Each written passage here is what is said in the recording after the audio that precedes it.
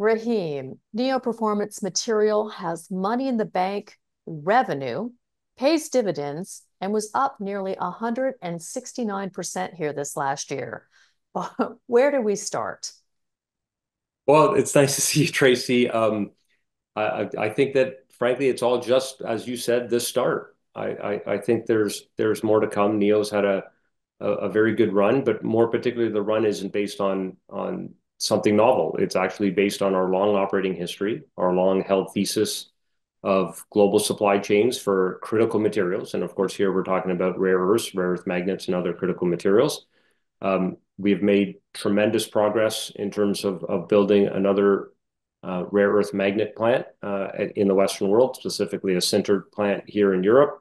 And with the kind of global awareness now of rare earth and rare earth magnetics, I think the trajectory has really raised the eyes of investors. And as you said, we're one of the few companies in the space that are actually making money, that have positive revenue. We have hundreds of millions, if not billions of dollars of history in terms of revenue of this space, and we see continued good things to come. Neo's been around for 30 years, so it's hard to say it's just the beginning, but I do feel it is really just the beginning of what rare earth magnetics in the Western world is going to look like. I know my audience is going to be saying, is it too late to get in? I'm guessing that answer is no, it's just the beginning. Is that correct? Well, it's always awkward for a sitting CEO to answer that question, but certainly this is just the beginning. We're in the process. We've just finalized building our 2,000-ton sintered magnet facility in Europe. We've announced our intention that we will expand that. We'll provide timelines later on to 5,000 tons. That was really always the intention of that facility. And then we've talked about a longer-term roadmap to go to 20,000 tons of magnets. So I think that there's plenty of opportunity, both Neo and in the industry. I think you're seeing more and more interest in the industry. You're seeing more recognition of the importance of this. And as you do your research into that, I think you'll find Neo's unique operating history just positions us really well in the markets that we're in. So, it's up to others to determine the opportunity, but we certainly are putting the pedal to the floor here because we see more and more good things happening. Speaking of that, I heard Jack Lifton speaking to you about the advantages of your heavy rare earth processing facilities. Can you talk to us about this? Sure. So in terms of the world of rare earths, there's obviously light rare earths and heavy rare earths. And frankly, there's lots of light rare earths currently available outside of China and being processed by the likes of Lynas and MP. And of course, Neo is a separator of light rare earths as well outside of China.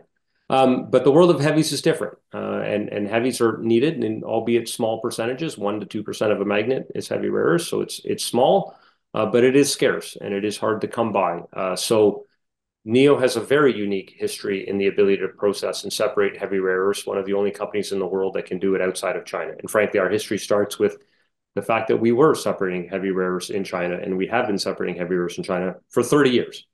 So now there are technology restrictions in China, and we abide by the regulations and the laws of the countries we operate within. So we will not transfer, and we do not transfer heavy rare earth technology out of China.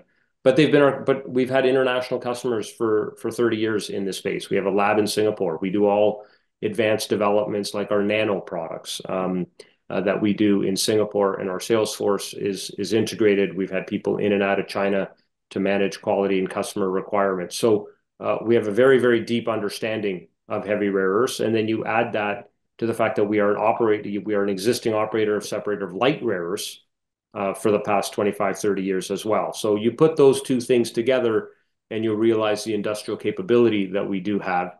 So we are building now what we would call a mini production line. We call it a pilot line, but it's really a mini production line of being able to separate heavy rare earths in Europe as well. So that'll be ready by the end of this year. It's not a lab scale line. It's a real line. We do have labs. We've always had labs and the ability to separate heavy rare earths in a lab. But this is a mini production line. It needs to grow. We need to convert it into a full-scale line as well over time as feed becomes available. And that puts us in a position. I think Lynas has just recently started getting some heavy rare earths as well out of their lines. And really, that's the only two places where one can separate and receive heavy rare earths outside of China today. So it's incredibly important. And we're fortunate to have the history to be able to build upon. Your Q2 results highlight three different divisions of the company, but I thought it was very interesting during your investor talk when you brought up that you are working on heavy rare earth traction-free magnets with Honda. Can you tell us a little bit more about those?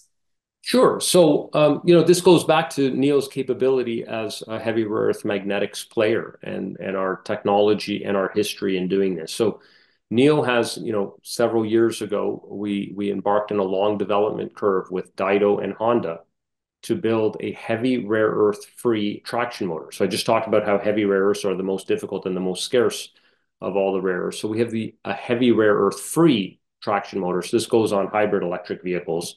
And we're the only company in the world that has this type of a technology and this type of a product that is actually on an automotive platform today. So it's on the platform today, but more importantly, we were on the first set of platforms. We won secondary business, and then we won tertiary business. So we're on third generation and fourth generation products of a heavy rare earth free traction motor. So incredibly important. It shows Neo's technological capabilities in this area. It shows our ability to respond to the market. It shows our ability to work with customers to produce novel and new products to the market in areas that are desperately needed. So it's just part of the toolkit that Neo brings to the table. When we build our sintered magnet facility in Europe, some of those products will require heavy rare earths, and some of them won't require heavy rare earths over time. But it's about having that diverse set of tools that we can bring to the table from an engineering perspective and from an operations and execution perspective. And of course, two additional elements that Neo Performance Materials has been benefiting from. You were talking about the macroeconomic cycle and how you're benefiting from that, but also geopolitics. During the most recent G7, you were brought forward by the Prime Minister of Canada as an example of Canadian technology. Can you comment a little bit more about that, please? Yeah, we were very pleased and honored by the audience given at the G7. The European Commissioner President von der Leyen actually brought with her a rare earth magnet produced by Neo. And it was a story of the development of critical materials and the development of Neo and being able to produce a rare earth magnet in Europe, and also the strength of a resilient global supply chain and collaboration and cooperation on a global scale to be able to address this really, really important need within critical materials. And then you compound that with, subsequent to that, Prime Minister Mark Carney had a news conference, and it was also holding a rare earth magnet and talking about, as you said, Canadian technology and the ability to deliver on that. So we are honored by the recognition, but all of us have work to do to be able to create a rival global supply chain for rare earth magnetics because it's desperately needed in a market that controls, frankly, a lot of the technology developments going forward. Rare earth magnets are needed in robotics or physical AI. They're needed in server farms. They're needed in energy efficient motors. Beyond automotive, I think we talk most about automotive and traction motors, but there's also every accessory drive system, or many accessory drive systems in vehicles use rare earth magnets to drive their motors. So any energy efficient and any powerful motor that you're talking about, including wind farms and things like that, all need this technology. So we are honored by the highlight that we got from both political leaders at incredibly high levels. But we know we have work to continue to do, but the opportunities are tremendous. There's a countdown to the big opening of your Estonia plant. And of course, what should shareholders be looking forward to in this next quarter?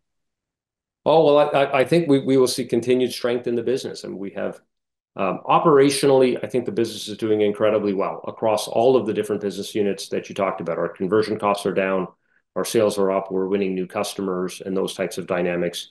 And then in terms of our new project, particularly this project in Estonia, I think we announced yet another award for another traction motor with a tier one and another OEM in Europe. So we continue to win business. And frankly, winning business is no longer the thing that keeps us up at night. The phones are ringing off the hook for customers who are looking for a localized supply chain and a rare earth magnet solution from someone who's actually experienced in this business.